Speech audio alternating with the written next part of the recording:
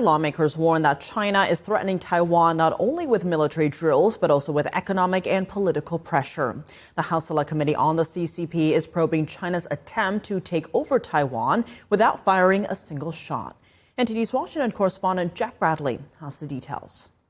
China has the capability right now to take Taiwan without even a shot being fired. It's not just warships and fighter jets. Lawmakers say the Chinese Communist Party is waging a different kind of warfare against Taiwan. Through economic coercion, legal manipulation, the exploitation of international organizations. To demoralize the people on Taiwan so that they conclude that their status quo is untenable and they must submit to the PRC. Beijing has worked to influence Taiwan through export controls. Where the Chinese specifically targeted Taiwanese pineapple growers.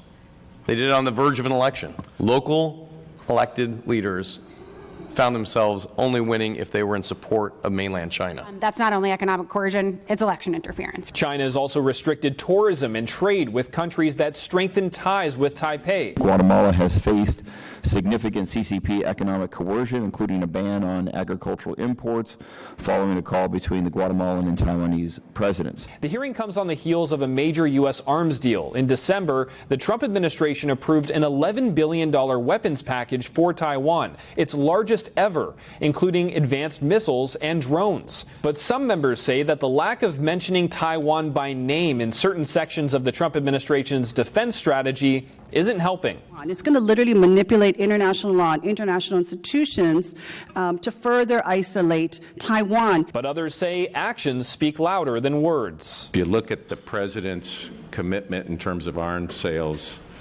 it's about 3 times what any other previous president has done with respect to Taiwan. I always say that it's more important what you do than what you say. And so we're now close to $1 trillion in defense spending. And it's not because we're afraid of Russia or anything. The only thing that we're spending that much money for is to deter China. Beijing's influence efforts also extend into the U.S. Officials say that the CCP funds American nonprofits that fuel protests, push radical policies, and still get taxpayer subsidies. A senior State Department official telling the New York Post on Tuesday, organizations like Code Pink and the People's Forum denigrate the United States, whitewash the violence of Marxist regimes, and run cover for China while enjoying an influx of cash from a donor network with connections to the Chinese Communist Party.